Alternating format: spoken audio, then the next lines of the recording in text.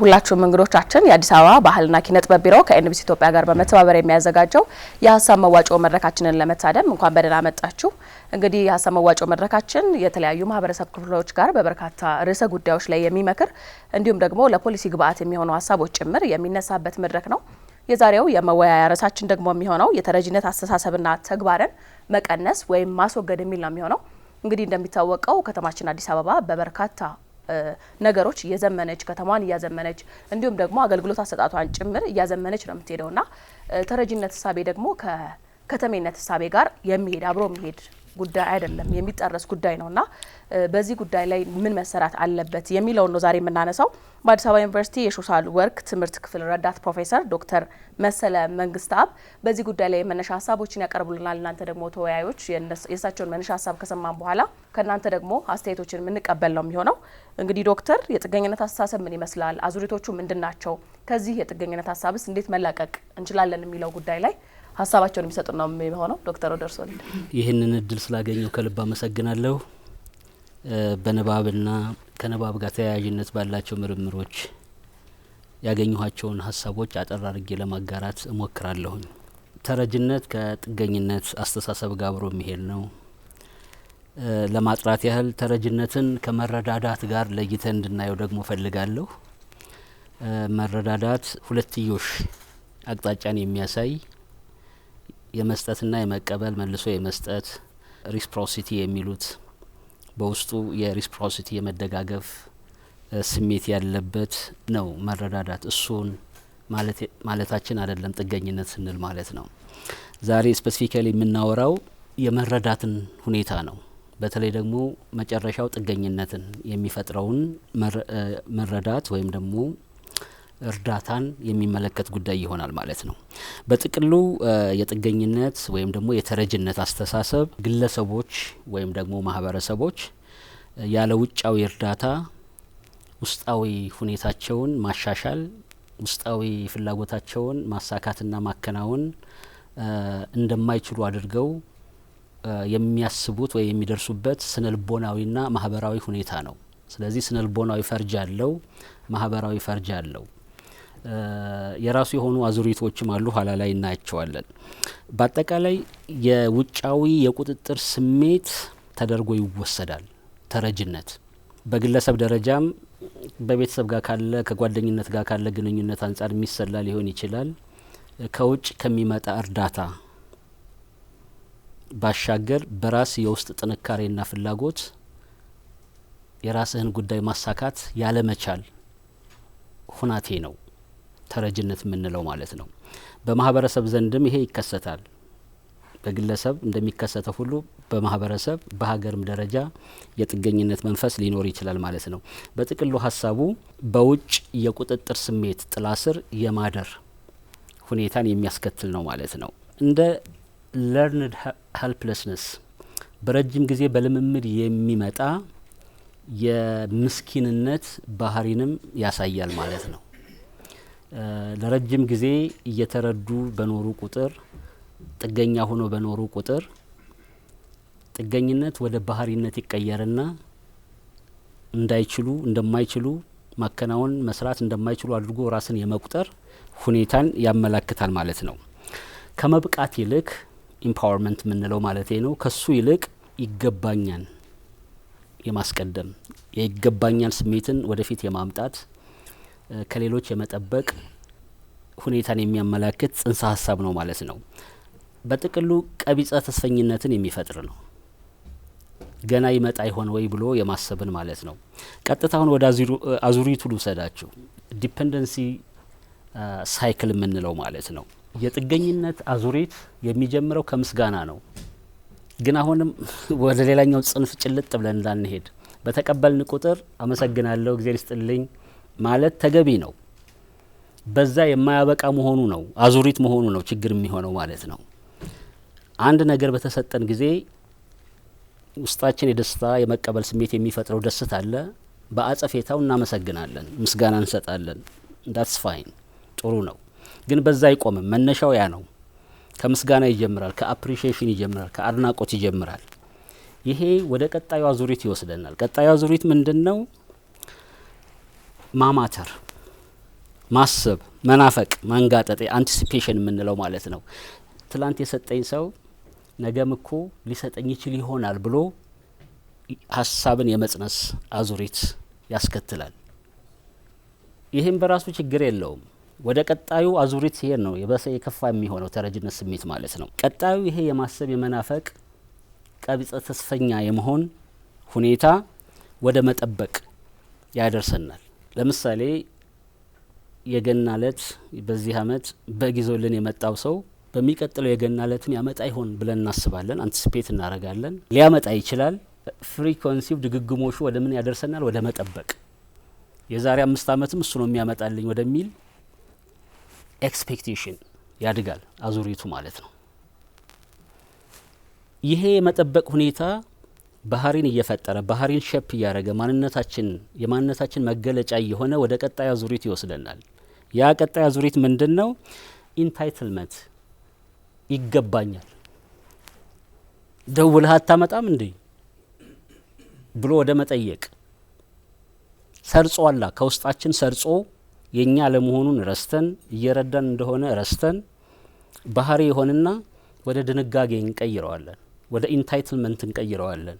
ሰልፍ የምንወጣው ዛሬ የተባበሩት መንግስታት ይሄን ያህል ስንዴ ያስፈልጋል፣ ወርልድ ፉድ ፕሮግራም ይሄን ያህል ኒውትሪሽን ማምጣት አለበት ብለን ወደ ድንጋጌ ወደ ዓለም አቀፋዊ የጥገኝነት ድንጋጌ የምናሳድገው በዚህ አዙሪት በዚህ መንገድ ውስጥ አልፈን ነው። ከዛ የምርም መብት አድርገን እንወስደዋለን። ኢንታይትልመንታችን ይሆናል። ኢንታይትልድ እንደሆነ አድርገን እናስባለን። ለእርዳታ የተሰጠን እነሱ ደግሞ የመስጠት ግዴታ ያለባቸው እኛ የመቀበል መብት ያለን አድርገን እንወስደውና ድንጋጌ ይሆናል።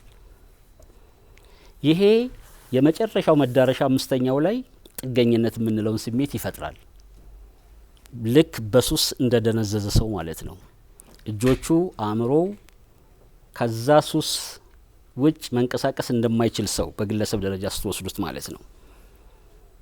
ወይም ደግሞ አንድ ለምሳሌ በነዳጅ የሚሰራ ሞተር ልክ ነዳጁን ካላገኘ እንደማይነሳ ሁሉ እርዳታውን ካላገኘን የማንሰራ የማንንቀሳቀስ የማይሰሩ እጆች የማያስቡ አእምሮዎች ውጤት እንሆናለን ማለት ነው። የመጨረሻ ክፋቱ ይሄ ነው፣ የጥገኝነት ማለት ነው። ይህ እንግዲህ ፖለቲካዊ ዳይሜንሽንም አለው። ባደጉና ባላደጉ ሀገሮች መካከል ያለው መስተጋብር ያለው ግንኙነት በተረጅነትና በሰጭነት በረጅነት መካከል ያለ ግንኙነት እንዲሆን ተሰርቷል ለረጅም ጊዜ ሂስቶሪካሊ ማለት ነው። በተፈጥሮ አደጋ ምክንያት፣ በሰው ሰራሽ አደጋ ምክንያት፣ በጦርነት ምክንያት አገሮች ትርምስ ውስጥ ይገባሉ። ያ ትልቅ የመግቢያ በር ተደርጎ ይወሰዳል። ሂማኒቴሪያን የምንለው ሰብአዊ እርዳታ የምንለው በራሱ ክፋት የለውም። ክፋት የሚሆነው ቅድም ያልኩትን አዙሪት ይፈጥርና የመጨረሻው የጥገኝነት ደረጃ ላይ ሲያደርሰን ነው ማለት ነው። ስለዚህ ጥገኝነት በሀገራት በመንግስታት ደረጃ አንዳንድ ጊዜ የፖሊሲ መልክ ይዞ ሁሉ ይመጣል። ልማትን ማልማት ሳይሆን እርዳታን የማግኘት አቅጣጫን የመከተል እርዳታን ብድርን ከማግኘት አንጻር የሚሰላ ሀገር የሚዋቀር መዋቅር ስርዓት እንዲፈጠር የራሱን ድርሻ ምክንያቱም ባህሪ ሆኗላ። እንደ ግለሰብም እንደ ማህበረሰብም መረዳት ባህሪ ስለሆነ ፖሊሲ ደግሞ ከባህሪ ነው የሚመነጨው። ከሌለን ነገር ሊመነጭ አይችልም። ስለዚህ የተረጅነት ፖሊሲ፣ የተረጅነት መዋቅር፣ የተረጅነት አደረጃጀት፣ የተረጅነት ስርዓት እንዲሰፍን ይሆንና የኛ ጥሬ ዕቃ፣ የኛ ሪሶርስ፣ የኛ ማዕድን፣ የኛ ሀብት ወደ አደጉ ሀገሮች እንዲሄድ ያ ደግሞ እርዳታ ሆኖ ተመልሶ ወደኛ እንዲመጣ ከዛ የለማኝ የጥገኛ የድሃ ማህበረሰብ ሀገር እንድንሆን አድርጎ የመስራት ታሪካዊ ሂደትን ይፈጥራል ማለት ነው። ስለዚህ ጥገኝነትን በዚህ መንገድ ካልተረዳ ነው የመውጫ መንገዱ ከባድ ነው የሚሆነው። ሌላው ግን በአኳያው በደንብ ልናስብና ልንገነዘብ የሚገባን የነፍስ አድንነት ሚና እንዳለው ደግሞ መዘንጋት የለብንም። አስፈላጊ በሆነ ጊዜ ተገቢ በሆነ ጊዜ በሂማኒቴሪያን መልክ የሚመጣ እርዳታ ደግሞ የነፍስ አድንነት የሰርቫይቫል ሚና እንደሚጫወት ማወቅ መቻል አለብን። ስለዚህ ስትራይክ ዘ ባላንስ የሚባለው ሚዛናዊነትን መጠበቅ ማመዛዘን ማመጣጠን አስፈላጊ ነው። የተራበ ህዝብ በጦርነት ሊሆን ይችላል፣ በተፈጥሮ አደጋ ሊሆን ይችላል። ራሱን በእጁ መጉረስ የማይችል ማህበረሰብ ካለ እርዳታ አስፈላጊ ነው። ስለዚህ በጅምላ የመኮነን አይነት አቀራረብ አይደለም እያቀረብኩ ያለሁት። ያስፈልጋል፣ ተገቢ ነው። ዘላቂ መፍትሄ ግን አይደለም። ዘላለማዊ ግን መሆን የለበትም። የሁል ጊዜ ተግባር ግን መሆን የለበትም። አጠቃላይ የሀገር ውሃ ልክ ፋውንዴሽን መሆን ግን አይችልም። በእርዳታ የሚሰራ ሀገር ሊኖር አይችልም፣ ኑሮም አያውቅም። በእርዳታ የሚያድግ የሚለማ ሀገር ማህበረሰብ ህዝብ ሊኖር አይችልም። በእርዳታ ያደገ የማህበረሰብ ታሪክ የለም እኔ እስከማቀው ድረስ በእኔ ንባብ ማለት ነው። እንዳልኩት የነፍስ አድንነት ሚና ነፍስን የማትረፍ ሚና ነው ሊኖረው የሚችለው ማለት ነው። ስለዚህ የጥገኝነት ሁኔታ ጥልቅ ተጽዕኖ ሀገርን፣ ህዝብን፣ ወገንን ወደ ፕሮጀክትነት የመቀየር አዝማሚያ ያለው አንዱ ተጽዕኖ ይሄ ነው።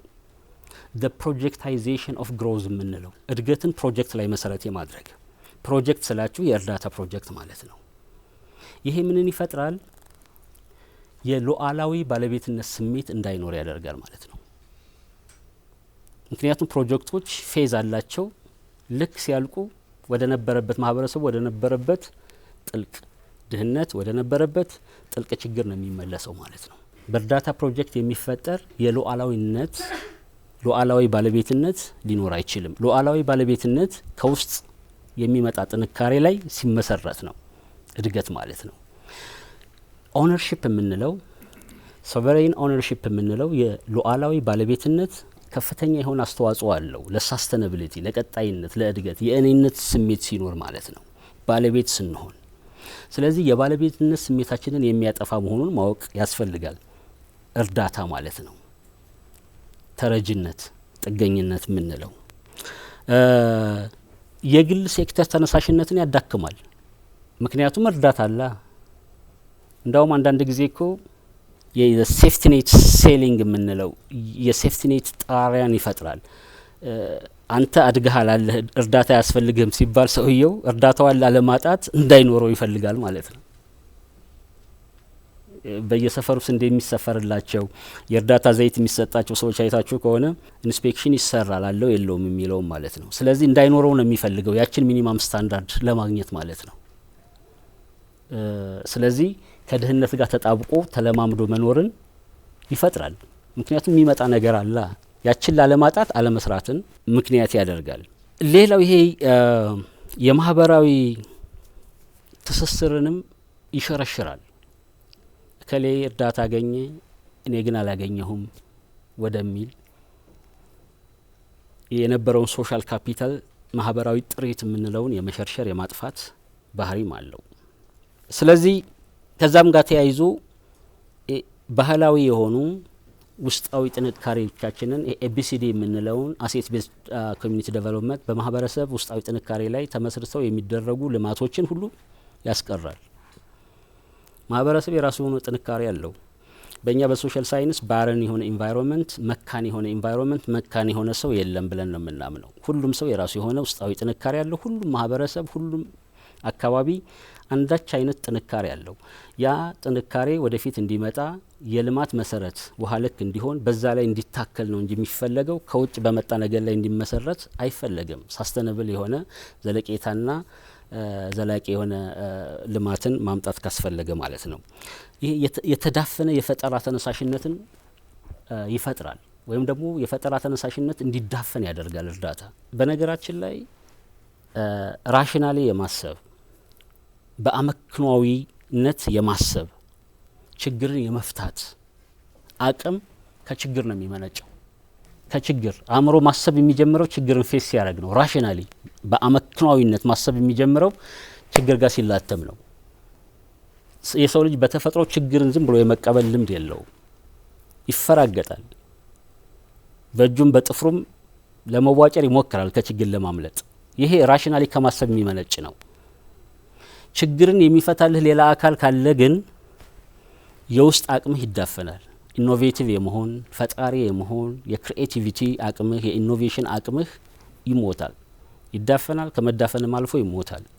እሳት በአመድ ይዳፈናል። በጊዜው አመዱ ከተነሳለት የተዳፈነው ፍም መውጣት ይችላል። እስከ ዘላለሙ ተዳፍኖ ከቀረ ግን ይሞታል፣ ዴድ ይሆናል። ያ የተዳፈነው ፍም አይኖርም ማለት ነው።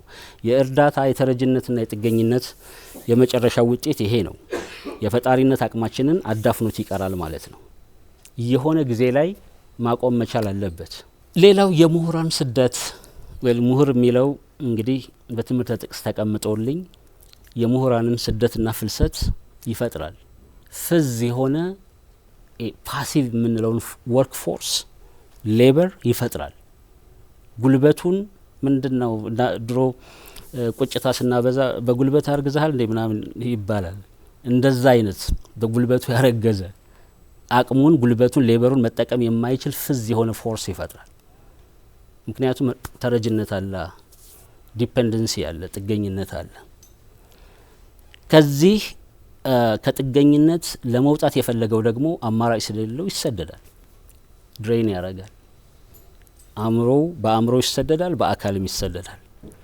ብዙዎቻችን በአንዳንድ ጥናቶች ራሳችንን መልሰን ካየን አንዳንዶቻችን እዚህ ሆነን በአካል አልተሰደድንም፣ ግን የአእምሮ ስደት ላይ ስነልቦና ስደት ላይ ያለን ሰዎች ልንኖር እንችላለን። ይሄ በራሱ ከጥገኝነት ጋር ተያያዥነት አለው። ምንጩ ግራንድ ኮዙ ጥገኝነት ሊሆን ይችላል፣ የተረጅነት ስሜት ሊሆን ይችላል። በእርግጥ ስደት የራሱ የሆነ አድቫንቴጅ ያለው እሱ በሌላ መነጽር ሊታይ ይችላል ማለት ነው። ሂዶ ይሄ የምጣኔ ሀብታዊ ተጋላጭነት ኢኮኖሚክ ቮልነራቢሊቲ ነው የሚፈጥረው። ለምጣኔ ሀብት ድህነት ተጋላጭ እንሆናለን እንደ ሀገር ማለት ነው። ኮሌክቲቭሊ ቶሎ መነሳት የማንችል በምርኩዝ ጭምር መነሳት የማንችል የነጠፍን ማህበረሰብ አድርጎ ሊሰራን ይችላል ማለት ነው። በምጣኔ ሀብት መድከም ደግሞ አጠቃላይ ፖለቲካዊ ድክመትን፣ ጥገኝነትን ይፈጥራል። ፖሊሲዎቻችን የሚጠመዘዙ እንዲሆኑ ያደርጋል። የፖሊሲ ነጻነት የሚባለው እንዳይተገበር የራሱን የሆነ አሻራ ያሳርፋል። ስለዚህ ከታች ከግለሰብ ጀምሮ እንደ ማህበረሰብ እንደ ሀገር ጥገኝነትን ስናስወግድ ነጻ የሆነ ፖሊሲን የማራመድ አቅማችን በዛው ልክ እየጠነከረ ይመጣል ማለት ነው። በውስጥ የምንበላት ጥሪት ካለችን ይቅርብን የማለት ኮንፊደንስ አብሮ ይወጣል እኮ። ውስጣችን የተሟጠጠ ከሆነ ግን ሰርቫይቫል የሰው ልጅ ባህሪ ስለሆነ መትረፍ መዳን ባህሪያዊ ስለሆነ ለመዳን የግድ ጥገኛ መሆናችን አይቀሬ ይሆናል ማለት ነው። ስለዚህ እንደዚህ አይነት ጥቅል ከሆነ ኢኮኖሚያዊ ውድቀት ለመዳን ከጥገኝነት ከተረጅነት አስተሳሰብ እንደ ግለሰብ ጭምር ኃላፊነት ወስዶ ራስን ማውጣት ተገቢ ነው የሚሆነው ማለት ነው። ሶ የመውጫ መንገዶቻችን አንዱ የአስተሳሰብ አብዮት የሚባለው ነው። የማይንድ ሴት ሪቮሉሽን። የልቦና ውቅራችን የአእምሮ ውቅራችን ተረጅነት ላይ እየተመሰረተ ከሆነ የልቦና ጽላታችን ላይ የተጻፈው ጥገኝነትና ተረጅነት ከሆነ ዋናው ሞተሩ እሱ ስለሆነ ዘላለሙን ጥገኛና ተረጅ ሆነን ነው የምንቀረው። ስለዚህ መጀመሪያ ንቃተ ህሊና ላይ መሰራት ያስፈልገዋል። ንቃተ ህሊና ወሳኝ ነው። አረዳድ፣ አመለካከት፣ እይታ የምንለው ነገር አቲቲዩድ የምንለው ነገር በጣም ወሳኝ ነው። አሳሪ ገመድም ነው። ስለዚህ ማመጽ መቻል አለብን። በጥገኝነት ሀሳብ ላይ በጥገኝነት ልምምድ ላይ ማመጽ መቻል ያስፈልገናል። የታመቀ ፖቴንሻል እንደ ግለሰብም እንደ ሀገርም ያለንን ጉልበት አውጥቶ የመጠቀም አመጽ ያስፈልጋል። የተለየ ማይንድ ሴት የልቦና ውቅር የአእምሮ ውቅር መፍጠር ያስፈልጋል። ያ ትልቅ እርሾ ነው የሚሆነው እጆቻችን እንዲሰሩ አእምሮአችን እንዲሰራ ማለት ነው። የኮግኒቲቭ ሪፍሬሚንግ ማድረግ ያስፈልጋል። ግንዛቤያችን መቀየር መቻል አለበት። ምንድነው አሻግሮ የማየት የፐሪፌራል ኮንሽስ አሻግሮ በሩቅ የማየት ብቻ ባህርን ተሻግሮ ሀብትን የመመኘት ፍላጎት ብቻ እሱ ሪፍሬም እንደ አዲስ መቃኘት መቻል አለበትኝ።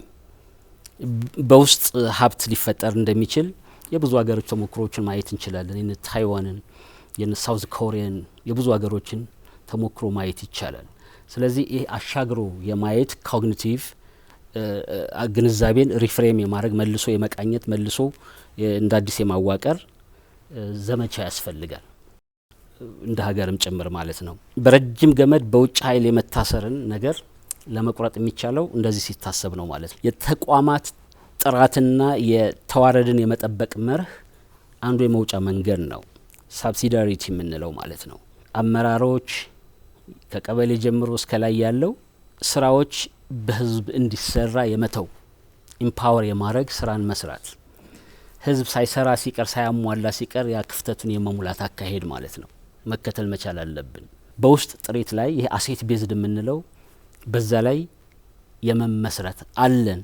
በነገራችን ላይ አለን ሀብት የማይመስሉ ያሉ ነገሮች አሉ እንበል። ለምሳሌ ለረጅም ጊዜ የአባይ ወንዝ ነበረን፣ ሀብት የሆነው አሁን ነው አይደለም? ልክ እንደዛው አሉ ወደ ሀብትነት መቀየር የሚችሉት ማለት ነው። ዩቲላይዝ መደረግ የሚችሉ ተፈጥሯዊ የሰው የፋይናንስ ብዙ ሀብቶች አሉ፣ ብዙ ካፒታልስ አሉ። ሌላው ሰው ላይ መስራት ያስፈልጋል። ከቁሳዊ ነገር ብቻውን ሊያድግ ግሮዝ ብቻ ሆኖ ነው የሚቀረው። ወደ ልማት መቀየር መቻል አለበት። ወደ ልማት የሚቀየረው ሰው ላይ ሲሰራ ነው። ወደዛ መቀየር አለበት ምናችን ተፈጥሯዊም ሆነ ሌሎች ሀብቶቻችን ማለት ነው። ወደ ማህበራዊ ልማት ማሳደግ ያስፈልጋል ቁሳዊ ሀብትን። ይሄ ሆሪዞንታል የምንለውን እድገት አግድም የሆነውን እድገት ወደ ቨርቲካል እድገት ወደ ሽቅብ እድገት ስንቀይረው ልማት ይሆናል። ያኔ ወደ ውስጡ ማሰብ የሚችል ማህበረሰብም አብሮ በአኳያው እየተፈጠረ ይመጣል ማለት ነው። ሁለቱን እያጣጣሙ መሄድ። ነገር ግን ማህበራዊ ልማት ያለ ቁሳዊ ያለ ኢኮኖሚ ልማት ደግሞ ሊመጣ አይችልም። ማመዛዘን ሁለቱን ማመጣጠን አስፈላጊ ነው። ለዚህ ከግለሰብ ጀምሮ ማህበረሰብ የራሱን ሚና መጫወት ይችላል። ያን የሚያስችል ኢኮሎጂ መፍጠር አስፈላጊ ነው ማለት ነው። የአካባቢያዊ ስኬቶችን ሪዋርድ ማድረግ መሸለም ማበረታታት ያስፈልጋል ከጥገኝነት ለመውጣት ማለት ነው። ሞዴሊንግ መፍጠር በተለይ ሚዲያ በዚህ ላይ ትልቅ ሚና ይኖረዋል። እነማንን ነው ሞዴል እያደረገ ያለው? ሰርቶ ማሳያዎችን በስራ በስኬት በትክክለኛው መንገድ በህጋዊ መንገድ ፍትሃዊ በሆነ መንገድ በራሳቸው ላብ በራሳቸው ጉልበት ያደጉ የበለጸጉ ሰዎችን ወደፊት ማምጣት ያስፈልጋል። አቋራጭነትን መተው። ሞዴል የምናደርጋቸው ሞዴሊንግ የሰው ልጅ የሚሰራው በተፈጥሮ ብቻ አይደለም፣ በሞዴሊንግ ጭምር ነው። ማህበራዊ ትምህርት የምንለው አለ፣ ሶሻል ለርኒንግ በላተንት መልክ በተለያየ መንገድ ወደ ውስጣችን ባህሪን የሚቀርጹ ጉዳዮች ይገባሉ። አንዱ ሞዴሊንግ ነው። ሞዴሊንግ ትልቅ ሮል አለው። ግን ዋናው ማንን ነው ሞዴል የምናደርገው ነው። ያ ፍሬምወርክ እንደማለት ነው። ሰዎች የውጫዊ አካባቢ ነጸብራቅ ውጤት ናቸው። ኢንተርናል ሰልፍ የምንለው የአውትሳይድ ኢንቫይሮንመንት ነጸብራቅ ነው፣ ቀጥተኛ ነጸብራቅ ነው። ውስጣዊ ማንነታችንን የሚሰራው ውጫዊ አካባቢ ነው፣ ማህበረሰቡ ኢንክሉዲንግ ዘ ፊዚካል ኢንቫይሮንመንት ያ ጭምር ነው። ስለዚህ ሞዴሊንግ ኢምፖርታንት ነው። የሆኑ ሰዎችን በስም ጭምር ላንጠቅሳቸው እንችላለን፣ ግን የሆነ ሁናቴን እያሰብን ነው የምናድገው መሆን የምንፈልገው። ስለዚህ እነማን ነው ሞዴል እያደረግን ያለ ነው? ምን አይነት ሰዎች ናቸው? የሄዱበት መንገድ ምንድን ነው? የእኛ ሀገር ፊልም ወደ ተፈለገ አቅጣጫ ገባህ እንዳትሉኝ እንጂ ፕሮሰስ አያሳዩም። የሆነች ድሀ ሴት ከጎጆ ስትወጣ ልጃገረድ ያሳዩኋል። መጨረሻ ላይ ትልቅ ቪላ ላይ ግራውንድ ፕላስ 3 ላይ የምትኖር ሀብታም ስትሆን ያሳዩኋል። ፕሮሰሱ የት ነው? በየት መንገድ ነው ያለፈችው? የትኛው የወጣችበት የወረደችው ዳገቱ ቁልቁለቱ የቱ ነው? ያደናቀፋት የወጋት ሾህ የቱ ነው? እንዴት ነው ሾውን የነቀለችው? እንዴት ነው ራሷን የፈወሰችው? በየትኛው መንገድ የትኛውን ቴክኒክ ተከትላ ነው ይህን ሀብት ያፈራችው? እሱ ነው እኮ ዋናው ነገር። ትምህርት የምንለው እሱ ነው። ሞዴሊንግ ያስፈልጋል። የመጨረሻውን ውጤት ማሳየት ብቻ አይደለም። ውጤትና ፕሮሰስ አብረው መሰላሰል መቻል አለባቸው። የማይነጣጠሉ ናቸው። በፋይናል አውትካም የመጨረሻ ውጤት ዳቦ ከሂደቱ መለየት መነጠል የለበትም። ፍትሃዊ ነበረ ወይ ሂደቱ? አሳታፊ ነበረ ወይ? ትምህርት የሚገኘው ከዛ ሂደት ነው። ስለዚህ የምንሸልማቸው የምናበረታታቸውን ሰዎች ወደፊት የምናመጣቸውን ወደ ግንባር የምናመጣቸውን አራያ አድርገን የምንሰራቸውን ሰዎች መምረጥ መቻል አለብን። ይሄ የሚዲያ ኤጀንሲ ትልቅ ሚና ይኖረዋል ብዬ አስባለሁ ይህንን ከማድረግ አንጻር። ሌላው ከእርዳታ ይልቅ ንግድ ተኮር ፖሊሲዎችን መከተል ያስፈልገናል እንደ ሀገር ደግሞ ማለት ነው። ከብድር ይልቅ ንግድ ተኮር አቅምን የውስጣዊ አቅምን የምናጎለብትበት የራሳችንን ጥሬ እቃ ወደ ዓለም አቀፍ ገበያ የራሳችንን ታለንት እንደ ግለሰብም እንደ ማህበረሰብም የራሳችንን ምርት ወደ ዓለም አቀፍ ገበያ የምንቀላቀልበትን ንግድ ተኮር ትስስርና ንግድ ተኮር ፖሊሲን የመከተል አቅጣጫ አስፈላጊ ነው። የውስጣዊ እድገት የኢንዲጂነስ ግሮዝ የምንለው ማለት ነው። አገር በቀል እድገት ፍሬምወርካችን መሆን መቻል አለበት። ይሄ ሲባል አሁንም ቅድም ካልኩት ጋር በቀጥታ ይያያዛል። የውጭ እርዳታ ኮምፕሊትሊ አያስፈልግም ማለት አይደለም። ብድር አያስፈልግም ማለት አይደለም። ነገር ግን ብድርን መክፈል የሚችል አቅም ያለው ሀገር መሆን መቻል አለብን ማለት ነው። ስለዚህ ይሄ በውስጣዊ እድገት ላይ መመስረት መቻል አለበትኝ። የግራጁዌሽን ሞዴል ሊኖረን ይገባል። እርዳታ ሽገባ ፌዝ አውቱ መቼ ነው መውጣት ያለበት? የእርዳታ ምን ያህል ጊዜ ነው መቆየት ያለበት? እንደዚህ ፍሬም ካልተደረገ ቅድም እንዳልኩት ዘላቂ ልምድ እና ልማድ ሆኖ ነው የሚቀረው ማለት ነው። ስለዚህ የመውጫ የፌዝ አውት ስትራቴጂ ሊበጅለት ይገባል። ግራጁዌት ማድረግ አለበት። ኢቨን በውስጥ የሚደገፉ ወጣቶች ልንደግፍ እንችላለን። ሴቶችን አደራጅተን ልንደግፍ እንችላለን። ጥቃቅንና ምናምን አደራጅተን ኢኮኖሚ ውስጥ ልናስገባ እንችላለን። ከዚህኛው ፌዝ ወደ ሌላኛው አንጓ ወደ ሌላኛው እርከን መቼ ነው መሻገር ያለባቸው? በምን አይነት ውጤት ነው መሻገር ያለባቸው? የሚወስድባቸው ፕሮሰስ ታይም ጊዜ ምን ያህል ነው መሆን ያለበት? እነዚህ ሁሉ አብረው መቀመር መቻል አለባቸው። ዝም ብሎ ጊዜ እየረዱ ሲጎልብ እየጨመሩ መሄድ በራሱ በቂ አይደለም ማለት ነው። ይሄን ለማድረግ አጠቃላይ የትምህርት ሪፎርም ያስፈልገናል። የተሽከርካሪ ወንበር ላይ የሚቀመጥ የቢሮ ሰራተኛ ብቻ ነው ትምህርታችን እየፈጠረ መሄድ ያለበት ወይስ የቴክኒክ ሙያ ያለው ኢኖቬት ማድረግ የሚችል ቴክኖሎጂን መጠቀም የሚችል አዳዲስ ቴክኖሎጂን መፍጠር የሚችል ማህበረሰብን ማገልገል የሚችል የአገልጋይነት የሰርቪስ ሰጭነት ወርክ ኢቲክ ያለው ሰራተኛ ወርክ ፎርስ መፍጠር የሚያስችል የትምህርት ስርዓት ማዋቀር አስፈላጊ ይሆናል ማለት ነው። ይሄ የግድ ከውጭ ብቻ መጥቶ መቀመር ይኖርበታል ብዬ አላስብም። ከውስጣዊ ባህል፣ በጎ ባህል፣ ልምድ ሊወሰድ ይችላል ብዬ አስባለሁ። በጥቅሉ ያለኝ ሀሳብ እነዚህን ይመስላሉ። አመሰግናለሁ። እናመሰግናለን። በአዲስ አበባ ዩኒቨርሲቲ የሶሻል ወርክ ትምህርት ቤት ረዳት ፕሮፌሰር ዶክተር መሰለ መንግስታብ ላቀረቡልን የመወያያ ርዕስ እንግዲህ ዶክተር በተለያዩ ከጥገኝነት ጋር ወይም ደግሞ ከአስተሳሰቡ ጋር የተለያዩ ሀሳቦችን አንስተውልናል። በተለይም ጥገኝነት አለመቻልን፣ አለመስራትን እንዲሁም ደግሞ ለስራ ተነሳሽ አለመሆንን እንደሚያመጣ እንዲሁም ከግለሰብ ማህበረሰብ አገር ላይ ጭምር ተጽዕኖ ከፍተኛ እንደሆነ በተለይም ከእድገት አኳያ ሉዓላዊነትን ከማስጠበቅ አኳያ እንዲሁም የራስን ፖሊሲ ከመቅረጽ አኳያ ጭምር ያለውን ተጽዕኖና እንዴት መውጣት ይቻላል በሚለው ሀሳብ ሰጥተውናል። ከእናንተ ከተወያዮች ደግሞ በዚህ ርዕሰ ጉዳይ ላይ ያላችሁን ሀሳብ እንቀበላለን። አሁን የተረጅነት ስነ ልቡና ምንጩ ምንድን ነው በሚለው ላይ ነው። እኔ አሁን ስነ ልቡናው እንዴት ተፈጠረ፣ ምንጩ ምንድን ነው፣ ወደን አመጣ ነው ወይስ ተጫነብን የሚለው ስረ መሰረቱን ብናየው ለመነጋገር ያመቸናል። ዝርዝሩ ብዙ ነው፣ ግን ከየት አመጣው ከየት መጣ ነው። በቀጥታ ጥንት አሁን ወደ ኋላ ስንመለስ ጥንት መሳፍንቱና ነገስታቱ የጦር መሳሪያ ነበር የሚለምሉት። እንዴት ወደ ስንዴ ወረድን? እንዴት ወደ ማህበራዊ ብልሽት መጣ? ይህንን ማየት ያስፈልጋል። ባህሉ እንዴት ተፈጠረ? አሁን የተረጅነት ባህል ትልቅ ባህል ሆኗል። አሁን በጣም በቃ እንደውም አሪፍ ሲስተም ምናምን ተብሎ አንድ ሀሳብ ሲመነጭ ራሱ ያንን ሀሳብ የሚያዳብር ገንዘብ ካስፈለገ ወደ ልመና ነው። ይሄ ልመና አደገኛ መልኮችም አሉት። አሁን ዶክተሩ እንዳሉት በተለይ ወደ ፍትህ፣ ወደ ስልጣን፣ ወደ ምናምን በልመና የሚቀርብ ከሆነ አገር የሚያወድም ነው፣ የሚያቀጭጭ ነው፣ ተከታታይ ነው፣ አደገኛ ነገር ነው። ምንጩ ግን ምንድን ነው ሲባል እኛ ብቻ አይደለንም።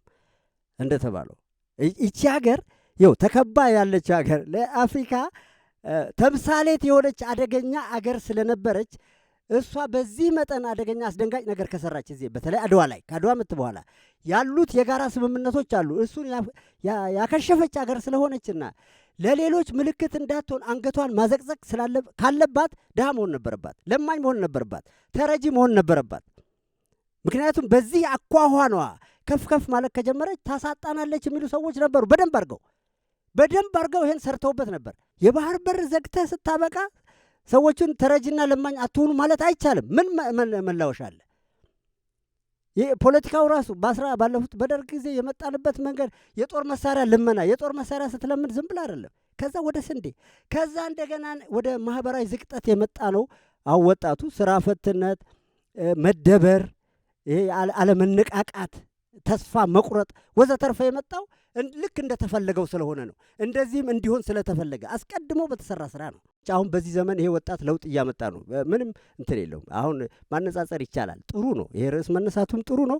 ነገር ግን ተጭኖብን የነበረ ነገር ስለነበረ አሁንም ተጽዕኖ ግልጽ ስለነበረ ግልጽ ስለሆነ ግልጽም እየወጣ ስለመጣ ይሄ የዚህ ውይይት አካል መሆኑም ድንቅ ነገር ነው።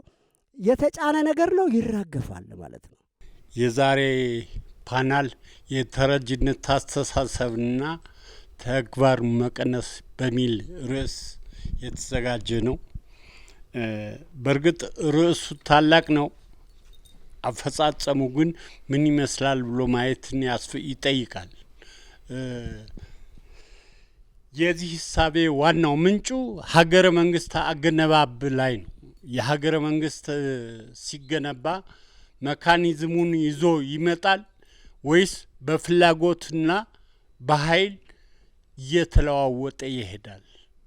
የኢትዮጵያ መንግስት ሲመሰረትና የነጻነት አውታሩን ሲጠብቅ ከ3000 ዘመን በላይ የነጻነት አውታር አለው፣ የስልጣኔ ምንጭ መነሻ ነው ሲባል ግን በሀገረ መንግስት ግንባታ አፈጻጸም ውስጥ የሚሰሩ ስራዎች አሉ። እነዚያ ስራዎች በትክክል ተሰርተዋል ወይ? በሀገረ መንግስት ግንባታ ውስጥስ የምሁራኖች ሚና ምን አስተዋጽኦ አለው? ለስደት የሚያበቃና ለስደት መንገድ የሚከፍትበት መንገድ ምንድን ነው?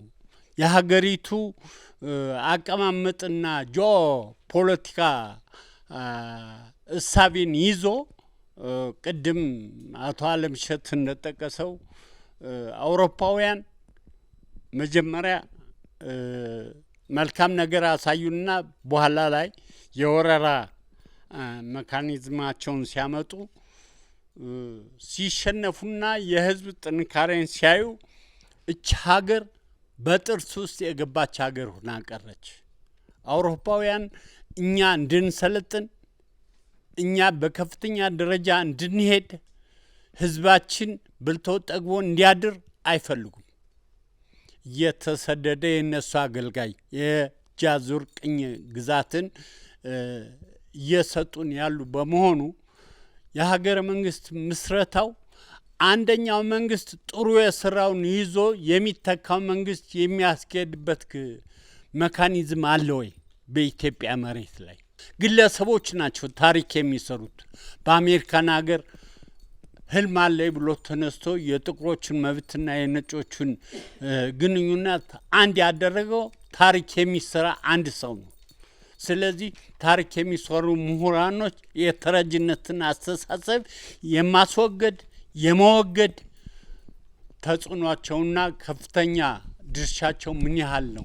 በዚህ ላይ መነጋገር ያስፈልጋል። በሰጠኝ ሰዓት ለመጠቀም ነው። አመሰግናለሁ። እኛ እኮ ለአሁን ለቱርክ እኮ በቀደም ረድተናል ስንዴ። ይሄ ተአምር ነው። በጣም የሚገርም ነው። ቱርክ ጋር የተፈጠረው የመሬት መንቀጥቀጥ በቃ እዛ ክራክ ሲያደርጉ የሀገራችን መንግስት በጣም ብዙ ሜትሪክ እንትን ነው ስንዴ ነው እንትን ያለው መንግስታችን ያለው። ይሄ በጣም ትልቅ ነገር ነው። በጣም ለውጥ ነው የመጣውና ለደቡብ ሱዳንም እኮ ረድተናል። በዶላር በጣም ብዙ በዶላር እንትን ረድተናል። ይሄም በታሪክ መመዝገብ አለበት እና አሁን እኔ እንትን ብለው የትምህርት ቤቱ ደግሞ ግንዛቤ ቢሰጥ መልካም ነው።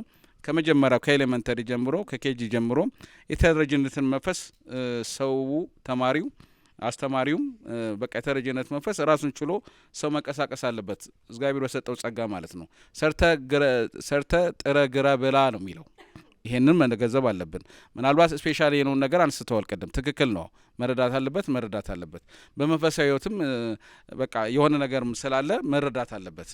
ለነፍስም ስትል መኖር ስላለበት እና አመሰግናለሁ። ታንኪዩ። በመጀመሪያ ዶክተርን የተረጅነት መንፈስ መስፈርት አለው ወይ የሚለውን መጠየቅ ፈልጋለሁ።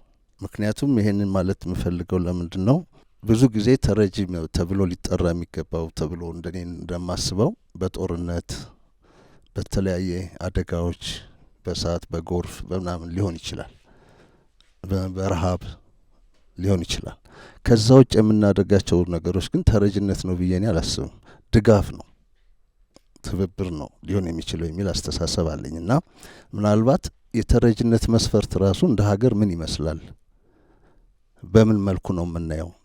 በየአካባቢያችን የምንረዳቸውን አንድ ቀን ሁለት ቀን የምንረዳቸውን ሰዎች ተረጅ ልንላቸው አንችልም። ድጋፍ ነው ያደረግንላቸው እና እኛ ከምንሰጠው ስም ራሱ ስም ይገላል፣ ስም ያድናል።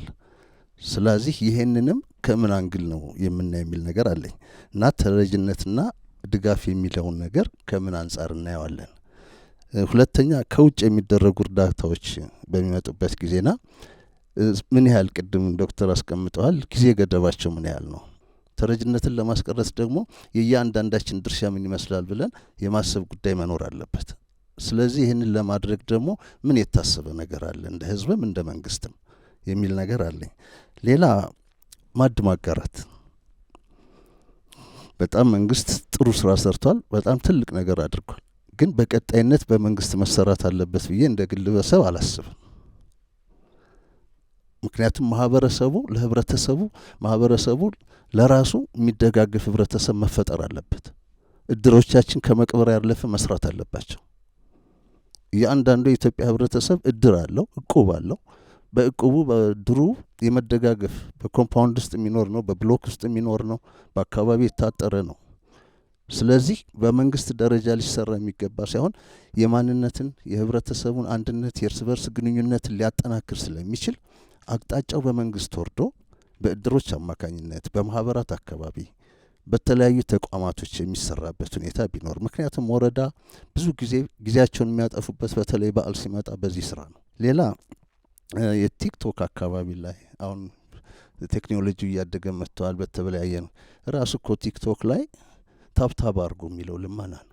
ላይክ አድርጉ፣ ሰብስክራይብ አድርጉን፣ ዘመናዊ ልመና ነው። እየረዳናቸው ነው። እና እነዚህ ነገሮች እየሰሩ ቢሆንም ግን ህብረተሰቡን ከዛ ውስጥ ለማውጣት ከታብታብ ውጭ ያለፈ ሊታይ የሚችል የልማት ስራዎች ላይ አካባቢን የማጽዳት ላይ ይህንን ነገር እየተደረገ ተግባራዊ የሚደረግበትና ተረጅነትን ለማጥፋት የሚሰራበት ነገር መኖር አለበት የሚል ሀሳብ አለኝ።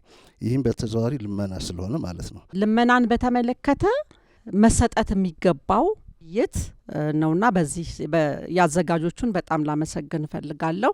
ይህ ግን እኛ ጋር ብቻ ሳይሆን ሁሉም ህብረተሰብ ጋር ከትምህርት ቤት ጀምሮ ሁሉም ጋር ቢደርስ እንደ ሀገር የወረድንበት የወደቅንበት ነው ልመና። ወደን ሳይሆን ደግሞ የተገደን የገባንበት ነው ልመና። ልክ እንዲህ እንደ ኮሪደሩ እንደ ልማቱ ልመና ላይም በጣም መሰራት አለበት። በልመና ላይ ብቻ ሳይሆን በስነ ምግባራችንም ላይ እንደ አዲስ መሰራት ነው ያለበት ብዬ አስባለሁኝ። እና ልመናን የምንጸየፍበት ትውልድ ለመፍጠር በጋራ መንግስትም ህዝብም በጋራ ነው መስራት ያለበት። ብቻውን መንግስትም ይሄንን ለውጥ ላይመጣ አይችልም። አይምሯችንም መሰራት አለበት። እኔ አሁን ጡረታ ወጥቻለሁ። ልመና ሳይሆን ጡረታዬ በጣም አነስተኛ ናት። ስለዚህ የልጆቼን እጅ ውጭ ያሉ ዘመዶቼን እጅ እንደዚህ ማየት አልፈልግም። ጡረታ ወጥቻለሁ፣ ሰራለሁኝ። ሰርቼ ከጡረታዬ ጋር ጠርቀም አድርጌ ኑሬንና ቤተሰቤን መምራት እፈልጋለሁ። ልክ እንደዚህ መስራት የሚችለው ወጣት ልመናው አማራጭ የሆነለት እንዳይሆን አማራጭ እንዳይሆን ለምሳሌ ከሚሰራ ቢለምን የበለጠ የሚያተርፍ ከሆነ ለምን ይሰራል? እና ይሄንን ከመንግስትም ትኩረት ሊያደርግበት ይገባል። በአይምሯችን ላይ እንደ ቀደም እንዳልኩት ቢሰራ ጥሩ ነው። ልመና ምንሰጥ ሰዎች ምንረዳ ሰዎች በመንግስትም የሚረዳ ሰው ጠባቂ እንዳንሆን መሰራት አለበት ብዬ አምናለሁኝ። አመሰግናለሁ። ዶክተር ላነሱት ሀሳብ ሳላመሰግን እና እንዲሁም ሳላደንቅ አላልፍም። አጠቃላይ በተለይ ደግሞ የውይይት አዘጋጁንም እንዲሁም ማመስገን እፈልጋለሁ። እርዳታና ሙስና ከአፍሪካ በቀላሉ አይወጣም በሚባልበት ሀገር ያንን ለማስወገድ እንስራ ብሎ ይህንን ሀሳብ ማንሳት በራሱ ትልቅ እንደሆነ እረዳለሁ። ስለዚህ እርስዎንም ሳላመሰግን አላልፍም ማለት እፈልጋለሁ። ነገር ግን ማንሳት የምፈልጋቸው ነገሮች አሉ። ቀላል ነገር ነው ብዬ አላምንም። እንደዚህ አይነት ነገሮችን ቀደም ብለው ምናልባት የፊልሙን አንስተው ነበር። የፊልሙ ደራሲ አንዲት ሴት ከደሃ ቤት ወጥታ መጨረሻ ላይ ፎቅ ላይ ስትገባ ያሳየናል፣ ፕሮሰሱን አያሳየንም ብለዋል። ምናልባት ብዙዎቻችን እኔን ጨምሮ ፕሮሰሱን እንፈራው ይሆናል። ስለዚህ ደራሲው ደግሞ ልክ እንደኔ መጨረሻውና መጀመሪያና መጨረሻውን አሳይቷል። ስለዚህ ደራሲው ላይ ለመፍረድ ይከብደኛል። ምክንያቱም ሁላችንም ከድህነት ተነስተን ባለጸጋ መሆን እንጂ መሀል ላይ ያለው ነገር የሚያስፈራ ይመስለኛል። ከምን አንጻር እንፈራዋለን ስንል ግን እርሶም እንዲመልሱልኝ የምፈልገው ለምሳሌ እኔ አሁን ወጣት ነው። ይሄ ጄኔሬሽን በጣም ብዙ የሚያስፈራው ነገር አለ። ለምሳሌ እኔ እንደ ወጣት ለመለመን ይከብደኛል፣ ሼም ነው ላለው። ህይወትስ እንዴት ነው ብትለኝ መኖር ደግሞ ከብዶኛል እላለሁ። ስለዚህ ለዛ ሊሆን የሚችል መፍትሄ ግን ከማን ነው የምትጠብቀው ብትሉኝ መጀመሪያ በቅድሚያ ይህን ጥያቄ የምመልሰው ለእርሱ ነው ዶክተር። ምናልባት ዩኒቨርሲቲ ምን ያህል አስተማሩ እርግጠኛ አይደለሁም ቀደም ብሎ ስላልተነሳ። በእነዚህ አመታት ውስጥ ሼልፍ ውስጥ ምን ያህል ሪሰርቾችን አማክረው ደርድረዋል? ምን ያህሉንስ ኢቫሉዌት አድርገው ሊሆን ይችላል? ምናልባት ዘንድሮ ተመራቂ ይኖሮታል። ያ ተመራቂ በአንድ ክፍለ ከተማ ውስጥ ያሉ በእርዳታ ውስጥ ያሉ ሰዎች ከዚህ እንዲላቀቁ ሪሰርች እንዲሰሩ ምን ያህሉን መክረው ሊሆን ይችላል? አላውቅ። ምናልባት ቀጥታ ይህን ቢመልሱልን እንደ ኤክስፒሪየንስን ቢያነሱልን ያንን መጠየቅ እፈልጋለሁ። በተለይ ግን ማንሳት እንፈልገው እንደ መፍትሄ ብለው ከ7 እስከ 10 የሚሆኑ ነጥቦችን አነሱ።